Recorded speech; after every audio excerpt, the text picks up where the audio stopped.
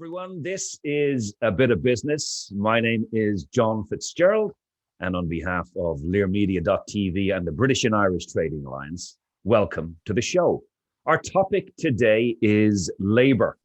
Not labour in the political context, I assure you, more labour in the context of the post-Brexit, post-pandemic environment, particularly as it relates to the UK and Irish construction sectors now that the economy is moving at pace once again. Our special guests are very well placed to discuss this relevant and topical subject. On our panel today, we have someone whose passion is finding great people for her client companies. We have someone who is looking to hire great people in his successful construction company. And we have someone who moves in the wider marketplace to influence policy around this topic for the organization and people that he represents. Bridie Cunningham, James Connell, and Rico Wojtulewicz, thank you all for joining me. Thank you. Thank you. So, by way of introduction, Bridie is a director and founder of Portman Scott, an executive search and recruitment firm that finds the right talent for growth companies. She's also the chair of BITA in London.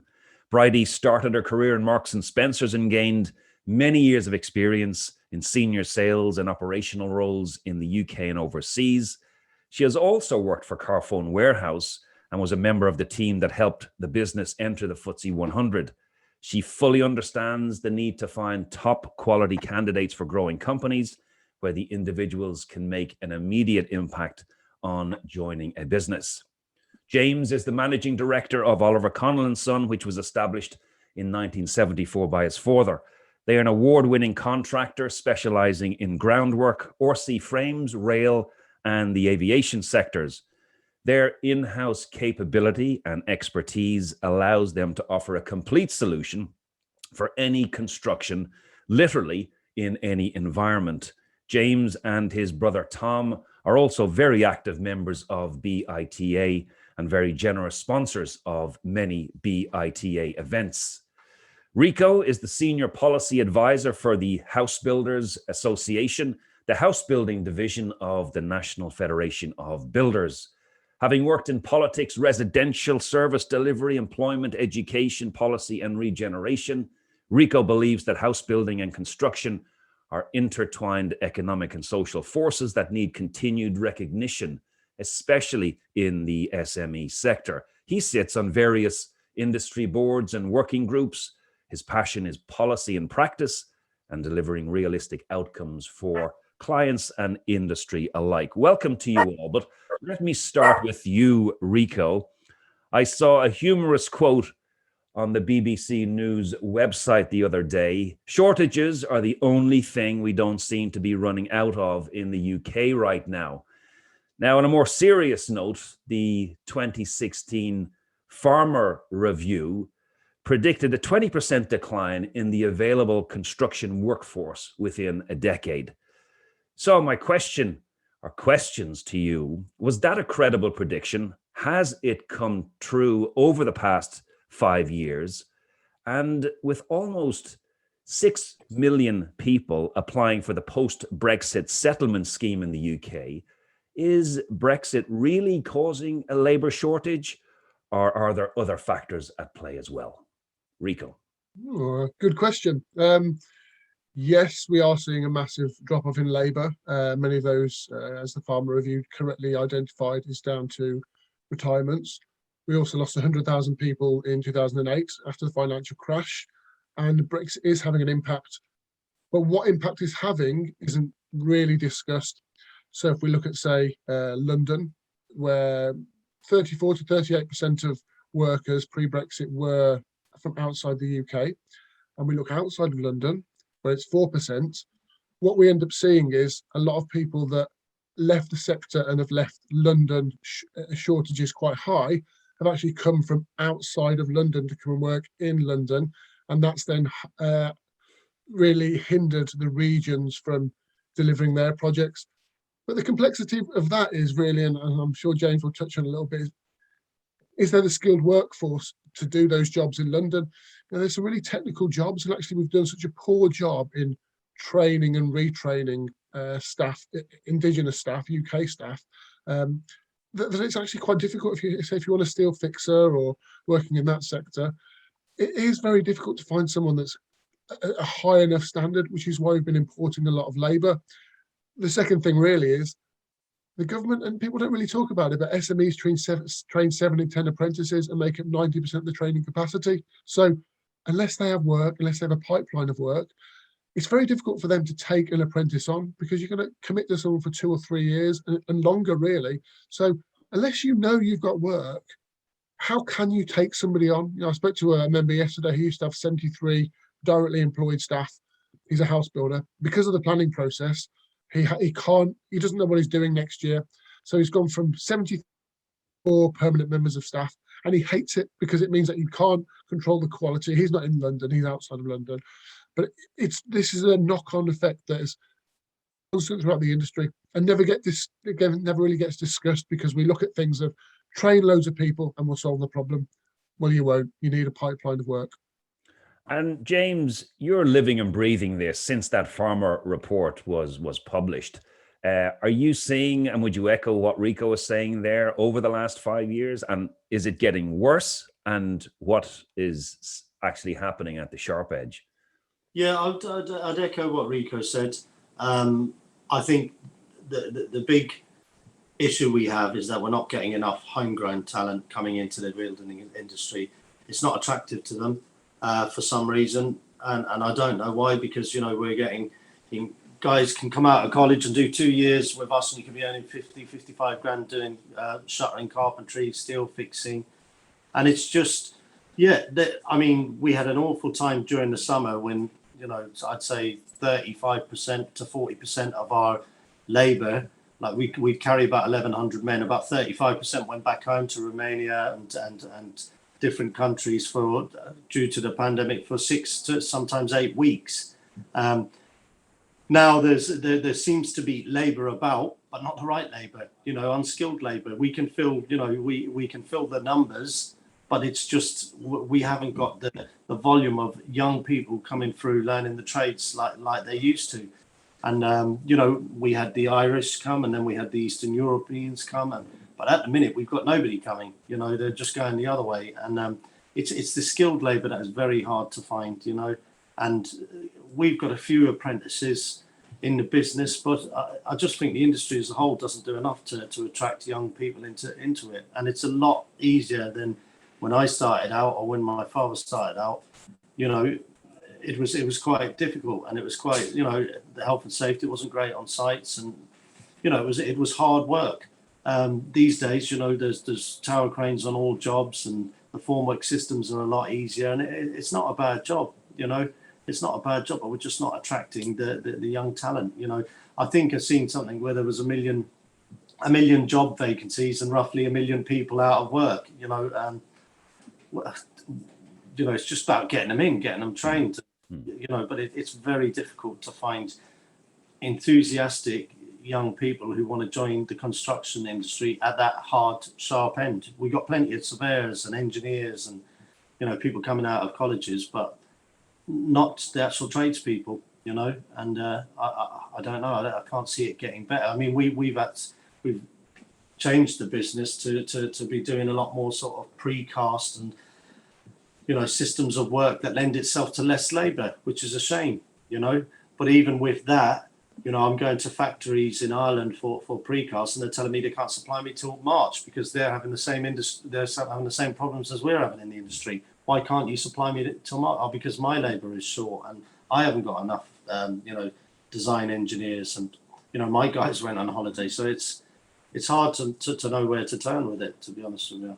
And can you disentangle that impact in terms of the labour and the exodus from a boom in construction, because the sector has been quite successful in continuing to work during the pandemic, and there is economic growth and the sector is moving again? So is it a combination of these factors where you have more work on, but the labour is in short supply, and therein lies the conundrum?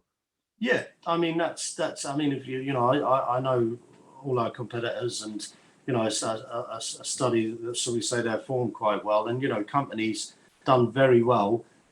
Sort of 10 years ago when they started up, because it was a good bit of work and there was an abundance of labour. We turn over just over 100 million. We could win more work, but you wouldn't have the capacity to deliver that work.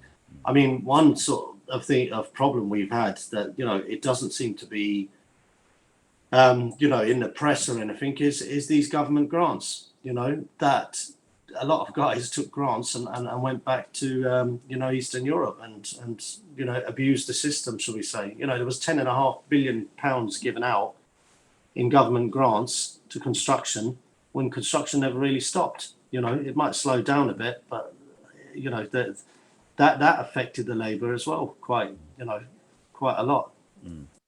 Well, let me bring Bridie in now, because you speak to tons of companies across the construction sector because they come to you to find people for them. So what are you seeing and hearing?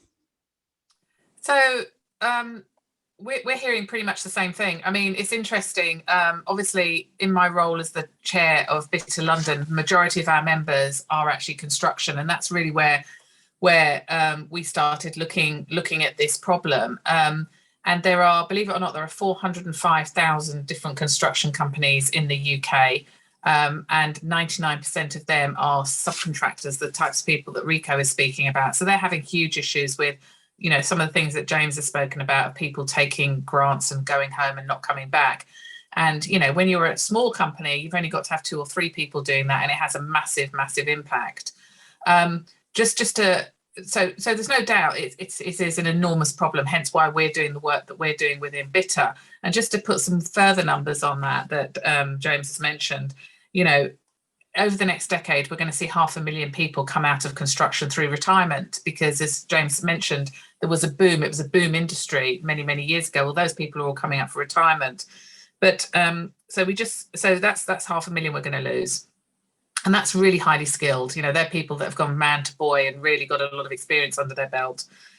We then need 350,000 people by 2028, because there's so many new requirements around zero emissions and things that's created a whole load of new roles. And as James pointed out, actually really interesting roles and really good roles. And I think one of the other issues we have in construction is the diversity issue, because there is this thought that you've got to be a real strong, strapping person to work in construction. That isn't really the case anymore. James touched upon it. The equipment's there, health and safety's there. You don't need to be, the stereotype builder to work in construction now. There's roles there for females. There's roles there for everybody.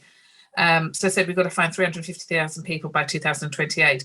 Taking that aside, even if we didn't do all those zero emission requirements, we still need to find 217,000 new workers by 2025 just to keep going.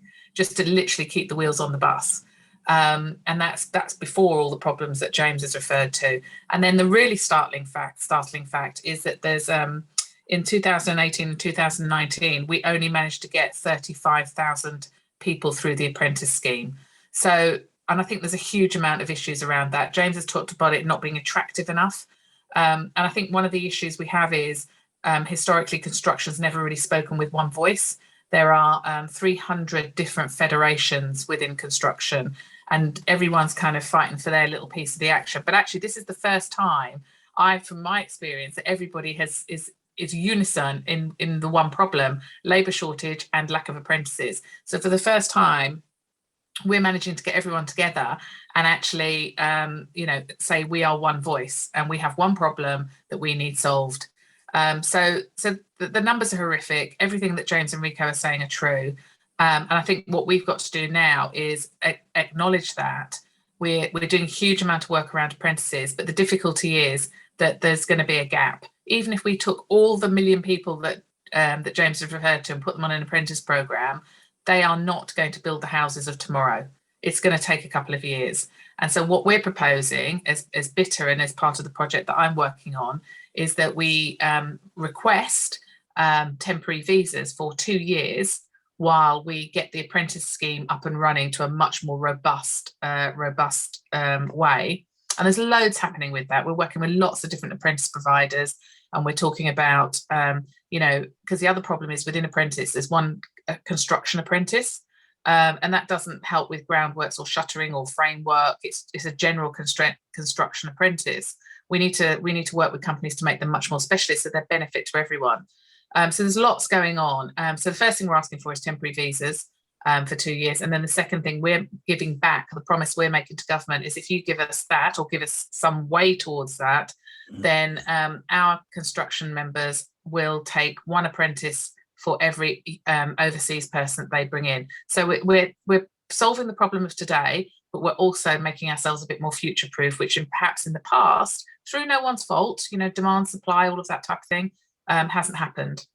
So it's a big problem. It's not going to get fixed tomorrow. We're trying to fix it, and we're trying to put in solutions. So I want to come back to you in a second, Bridie, to understand who exactly is involved in that piece of work, because you mentioned the single voice, and that to me sounds like it's pretty important, because otherwise government or regulators get mixed messages. But Rico, those stats that Bridie just gave us, they're quite startling. What do you see, when you look across the membership of the federation, and you're talking to folks in the association all across the country? Are they coming to life, those figures? And are you seeing the exact same thing that Bridie is describing at a sharp edge perspective? Oh yes.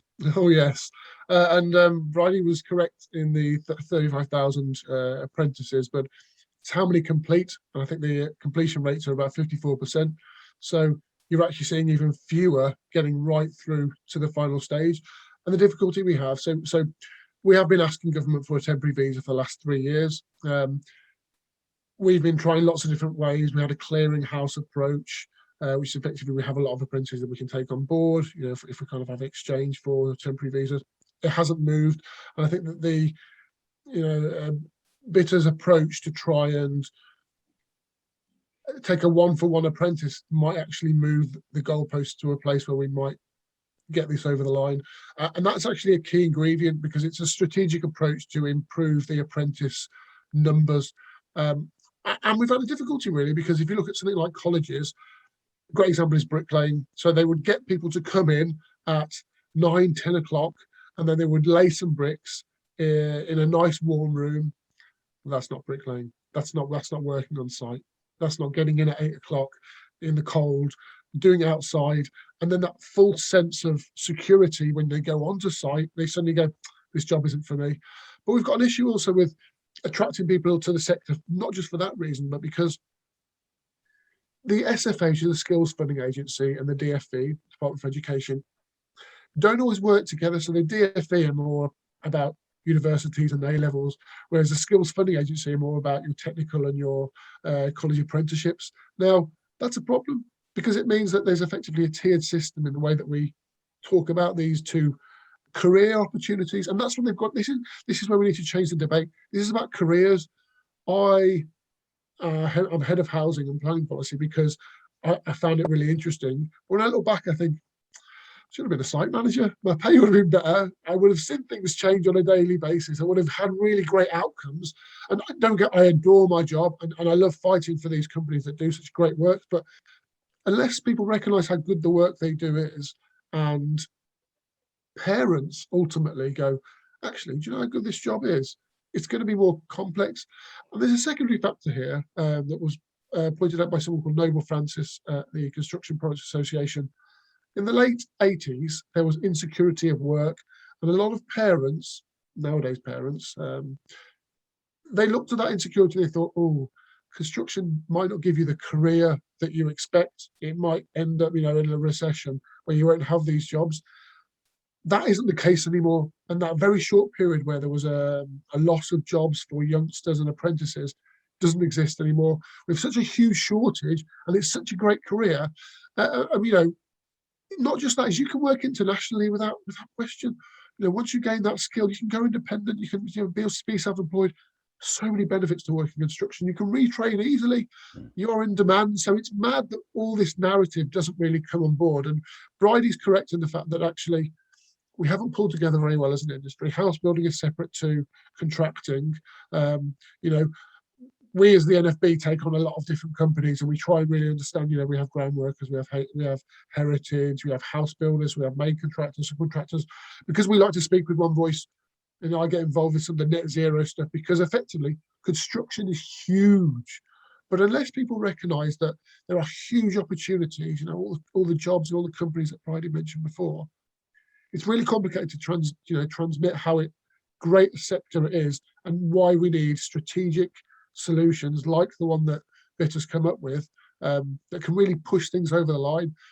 And having worked in policy and worked with government fairly regularly and sitting on the Construction Leadership Council working groups, I think that the government would be interested in the one-for-one apprentice approach, because effectively it gets Brexit done, as they like to have three-word slogans. And what do you want to do? Do you want to control how many people you train? Do you want to control your immigration policies? Well, this does exactly that, while retraining and reinvesting in Britain.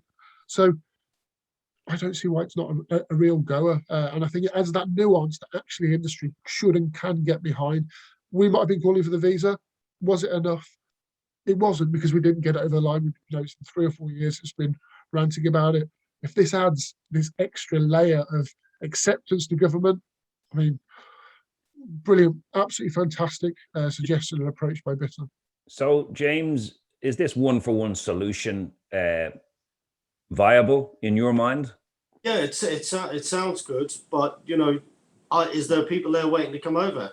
That's the question I would ask. I seen they put a thing up for lorry drivers recently, and the response they got wasn't great. I mean, we've had guys who can legally stay here who've gone back to their own countries because their own countries are looking for labour. This problem isn't just in Britain, where there's loads of people in the other countries just waiting to come here. Other countries have labour shortages. Other countries have, as we've seen, lorry driver shortages. I'd love to see. I'd love to see that work. I think it's a great idea, but I'm just concerned: is there skilled people? There's no point sending unskilled people here, because the non-skilled people will be on par with the apprentice then. And is there skilled carpenters, steel fixers? Them trades, are they there waiting somewhere in Europe to come here? Even if we give them these visas, I'm not sure. Like I said, I've got people who can stay here quite legally, and they've decided not to, because the pastures are green in their own countries now. So that's the fear I would have on that. Sorry, James, can I just intercept there? And what we're saying is it's not necessarily Europe that they'll come from. We're saying outside of the UK. So there are, you're absolutely right. These things come in cycles. Yeah. And, at the Irish, we had the Eastern European. There are actually other countries now that are perhaps less developed who would welcome the opportunity to come to the UK and are quite skilled. And, the opportunity in the UK would be very good for them for a couple of years. So we're not necessarily looking in Europe. Yeah. So you cast the net a little further afield and hopefully get some sort of a quorum of folks wanting to come to the UK. But Bridie, who was sitting around the table in relation to this? You mentioned the single voice here, which I think sounds extremely important. So there's clarity of message.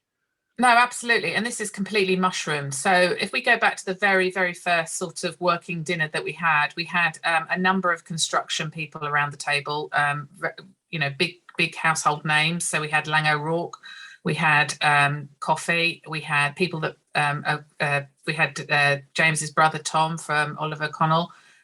We also had some of the smaller organisations as well, so Keenwood Joinery, Lecky Serve, and forgive me if I've missed any of the construction companies out. But we also importantly had some of the Federation people as well. So we had Rico, we had people from Construct, and we had some people from the apprentice organisations who have, we're going to test them very shortly, have got an abundance of people coming through, and they're looking at it differently. So they're making sure that they're ready to hit the building site on day one of their apprentice. They're doing a try before you buy, so they can be on site for 3 weeks, because Rico made some really good points about You know, it's all very well the ideal, but the reality on a January winter, are they going to hack it, no matter how much better it is than before? So that's how we kind of started out. But since then, we've had huge approach by other construction companies, other federations. And so we actually now will, the plan is that we are going to go to the largest federation at the end of October, which is the CLC, the Construction Leaders Council. And we're going to go and talk to them about our proposal, because they are a government-backed organisation, and they are the largest one, who are effectively the umbrella for all of the 300 smaller ones that we have. But we've already had them approach us to sound out our idea, and let's be clear, they're not giving it a green light, but they are willing to give us time to discuss it. Who makes the decision on this ultimately within government, Bridie, and how will that department function be influenced most effectively?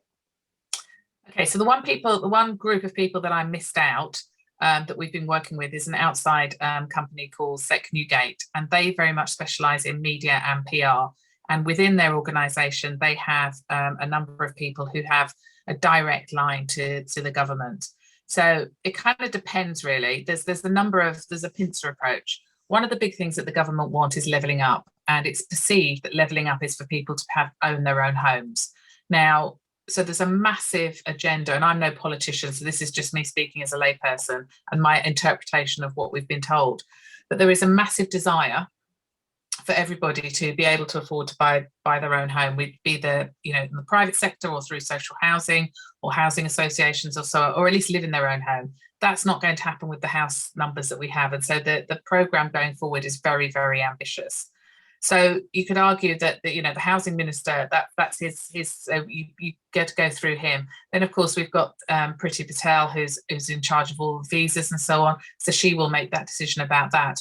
We're not in the politics. So I said, we're using a company that are advising us, and they have direct line into the people that we need to speak to. But we must, if we are to go with one voice, we must use the channels that we have within our own organisation, and that's where the CLC come in to go directly to government that way. But what we have to do is make sure that we're providing a solution, a doable solution, and that we are seen to be working with the framework that they already have. So to go back to James's point, recognition that maybe these people won't come from Europe, they may come from outside of Europe, and also, as I said, a recognition that ultimately what we're doing fits into the Build Britain Better, or whatever the latest slogan is. Rico, would you see anything else that BITA or this project group could do to make it actually happen realistically? I think it's about forming the right narrative, and what, yes, Priti Patel is going to be the ultimate arbiter here of whether things go through, speaking to Kwasi Kwarteng and the like in Bays, the business department, that's going to be key, MHCLG, so that's, there's DULC now, aren't they, the Department for Levelling Up and Communities. But coming back to what James said there about the quality of apprentice, that could be an extra string to the bow in terms of understanding the narrative. So is the quality there? Now, government is committed to lifelong learning. And when I speak to members, we've got around 1,000 members, it's kind of interesting to see how some don't like the older apprentice and some do. So is there a lifelong learning aspect here? I used to work within the NHS and the welfare and benefits sector, and we used to retrain older people to get into care because they had some experience, and they were typically manufacturers, engineers. So can you ensure that you get a better quality of, or a more dedicated person to retrain? But the reality is it's still going to take really 2 to 3 years for them to train, and then a couple of years for them to get to the standard where people like James go, do you know what? I can trust you now implicitly, I can leave you by yourself, because ultimately that's what you want. You want a good member of staff that you can trust, because it's all very well and good in taking someone who's got a lot of promise, but can you essentially trust them to do it to your standard? And that's something that people always leave out. The quality of work that you want for your company represents you as a company. So if the quality is high, you need your staff members to be high quality, and that's not just highly skilled. So I think the government needs to look at this, and we can actually kind of shape that narrative for them and say, hey, you've committed to lifelong learning, you've committed to the Brexit agenda, controlling immigration, you've committed to levelling up. And this is something that often doesn't get mentioned. SMEs are the predominant rural employers. So if you're going to level up, you can only do it via SMEs. No one else can do it. So, and I imagine James's organisation, I don't know how they consider themselves an S or small or medium. They probably consider themselves quite large. But those organisations are key because many of the largest companies haven't been around for that long or come and go. James is a family business. Started by his dad. His brothers, he and his brother work in it. Their intention is to keep up the quality, and sometimes you don't see that. We saw with the fall of Carillion. They didn't do things in the right way, and I don't know what the reason was for that. But some of our members are over 120 years old, and they would rather break even or make a tiny loss to keep all their staff going. And that's how they think about these things, because it's their business, it's their heart. And unless we recognise that and feed that into the narrative itself, all the things that government wants to do are going to be harder to do. We need to use those best practitioners, the best representatives of the industry, as the flagship almost of how you can move forward, and that has to translate to the training and the upskilling debate as well. So it's great to see the private sector organizations coming together, like BITA and all the other associations, etc., and these very active private sector companies. James, what would you like to see from a government perspective to help us solve this, issue that we have right in front of us? I suppose they didn't really see it coming, did they? They're on about, once this pandemic's over, we'll all, get up off our seats and fly, and the economy will be booming. But they misjudged the labour bit massively, in all the industries. I mean, even unskilled labour at the minute is difficult. There's a big problem in hospitality with, the likes of bar staff, and, we have trouble with unskilled labour as well, just trying to find people to sweep up, who, it might sound mundane, but, it's got to be done. And, we have trouble finding just labour to do that.